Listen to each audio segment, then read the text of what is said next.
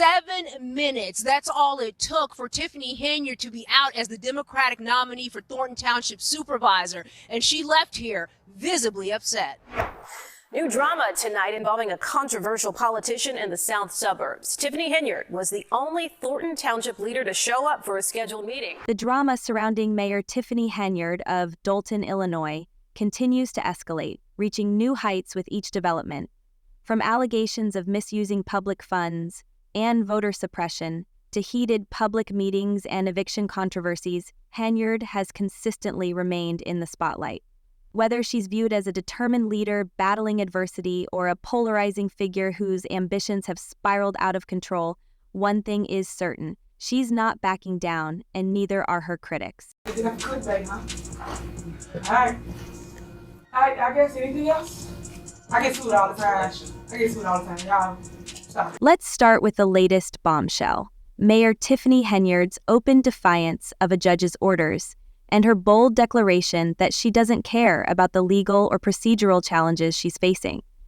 This comes from a mayor who, despite a growing list of scandals, has not only held on to her position, but also announced she's running for re-election. Yes, she's doubling down. Her confidence, or perhaps sheer audacity, has left many in the community stunned. But what's fueling this chaos? Let's break it all down. Last month, a judge issued a temporary restraining order blocking her from making those appointments without approval from trustees. Henyard's troubles deepened earlier this month when she was denied a spot on the ballot for the upcoming Thornton Township Supervisor election. The reason? Her slate of candidates was incomplete. She lacked a certified assessor, a mandatory requirement for anyone seeking the position.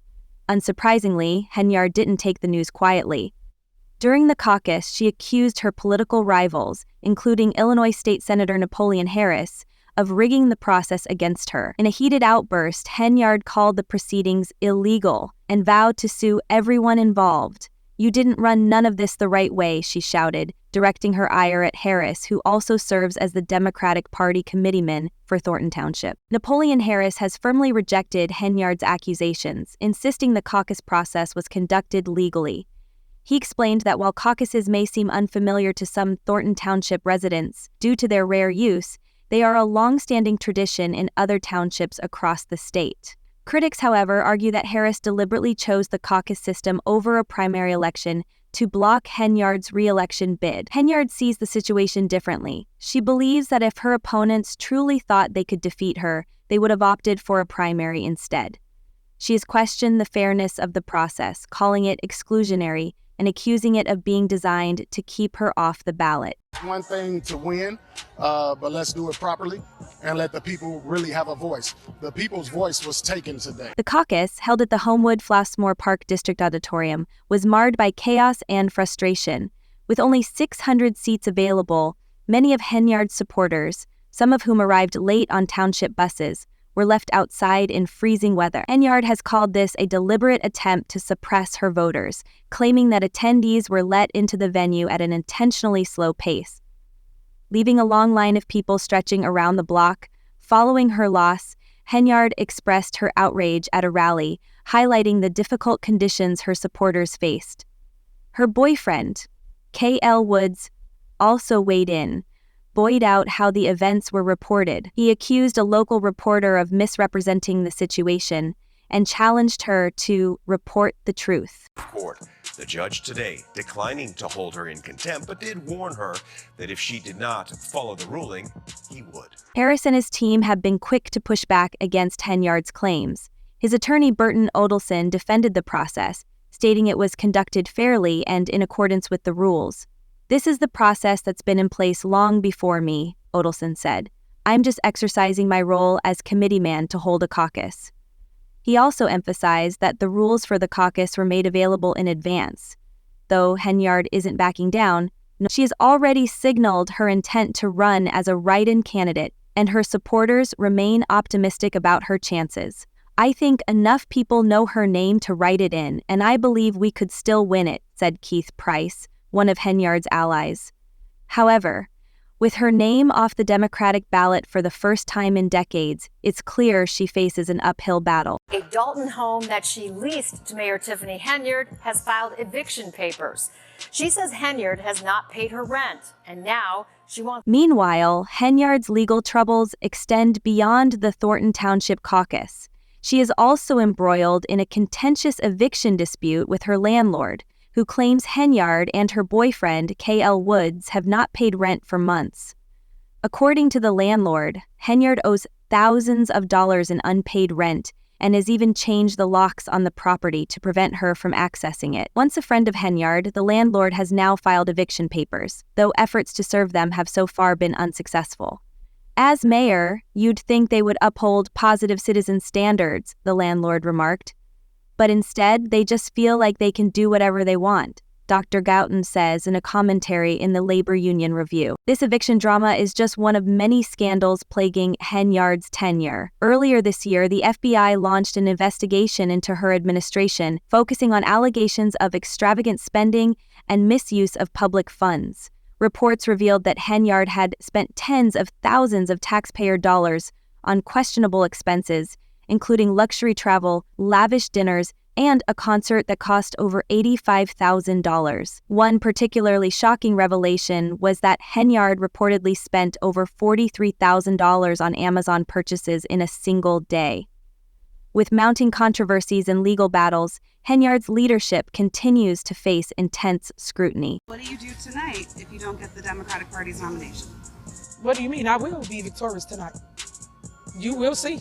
My people out here ain't not gonna go nowhere. Critics have also raised concerns about Henyard's leadership style, describing her as abrasive and dismissive toward her colleagues. During a recent village board meeting, she asserted, "I'm the leader. They want to hear from the mayor, not the trustees that don't do nothing." Her fiery rhetoric has only deepened the rift within Dalton's government, with trustees openly challenging her authority and accusing her of mismanagement. "I feel as if I'm in a dictatorship," said trustee Brittany Norwood, one of Henyard's most vocal critics. "The way she talks to the trustees, it's like being in a mentally abusive relationship." What's even more troubling, critics argue, is Henyard's apparent disregard for the long-term consequences of her decisions. By appointing unqualified individuals like Robert Burge to leadership positions, she is not only jeopardizing the effectiveness of the Dalton Police Department, but also exposing the town to significant legal liabilities. Imagine a scenario where the department mishandles a critical situation due to unqualified leadership. The fallout could be catastrophic. Such failures wouldn't just damage Henyard's administration, but would deeply impact Dalton residents, who are already struggling with challenges like rising crime rates and ongoing financial instability. You are a clown. We will continue to speak out against wrongdoing. Why won't you step down? This pattern of controversial appointments extends beyond Robert Burge. Critics have noted that Henyard frequently selects individuals with questionable backgrounds or close personal ties, raising concerns about nepotism and favoritism. For example, former police chief Louis Lacey, another Henyard appointee, was recently indicted on charges of bankruptcy fraud. Lacey's financial misconduct and his connections to Henyard have only intensified scrutiny, with many accusing her of surrounding herself with loyal allies who prioritize personal allegiance over public responsibility. These decisions have left many residents questioning whether Henyard is truly working in the town's best interests or merely consolidating power. Despite mounting criticism, Henyard remains defiant. She has positioned herself as the victim of political attacks, claiming her opponents are conspiring against her. "Why is all this attention on Tiffany Henyard?" she asked during a recent Facebook Live session. "What are they doing that they don't want us to know about while they're distracting us over here?"